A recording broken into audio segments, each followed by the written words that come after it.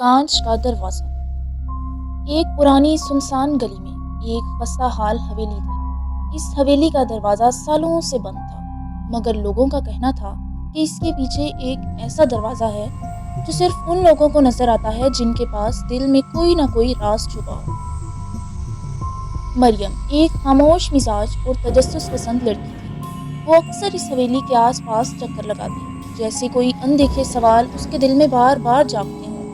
ایک دن سورج کی روشنی میں چمکتا ہوا ایک چھوٹا سا آئینہ زمین پر پڑا نظر آیا۔ جیسے ہی مریم نے وہ آئینہ اٹھایا، حویلی کا دروازہ خود بخود کھل گیا۔ وہ چند لمحے ٹھٹ گئی، پھر ہمت کر کے اندر چلی گئی۔ اندر کا منظر عجیب تھا۔ ہر چیز پر دھول جمی ہوئی تھی، وقت جیسے تھم سا گیا ہو۔ دیوار پر ایک خالی فریم لگا تھا۔ مریم کو محسوس ہوا شاید اس کے ہاتھ کا آئینہ اسی جگہ کا حصہ ہے۔ جیسے ہی اس نے فریم میں لگایا، دیوار میں ایک چمکتا ہوا کانچ کا دروازہ ظاہر ہو گیا، صاف، چمکدار، لیکن کچھ پراسرار سا۔ پھر اس دروازے میں مریم کو اپنی ہی زندگی جھلکتی نظر آنے لگی۔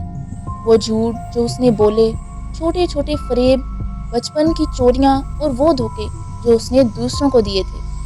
اس کا دل دہل گیا۔ وہ پیچھے ہٹنے لگی، تبھی دروازے سے ایک آواز ابھری، ہر راز کی ایک قیمت ہوتی ہے، یا سچ کا سامنا کرو یا ہمیشہ کے لیے یہاں قید ہو جاؤ۔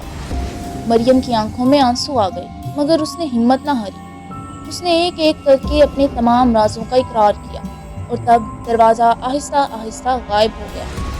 خاموشی چھا گئی۔ اس کے ہاتھ میں ایک چھوٹی سی پرچی تھی، جس پر لکھا تھا، جو اپنے آپ سے سچ بولے اسے کوئی دروازہ نہیں روک سکتا۔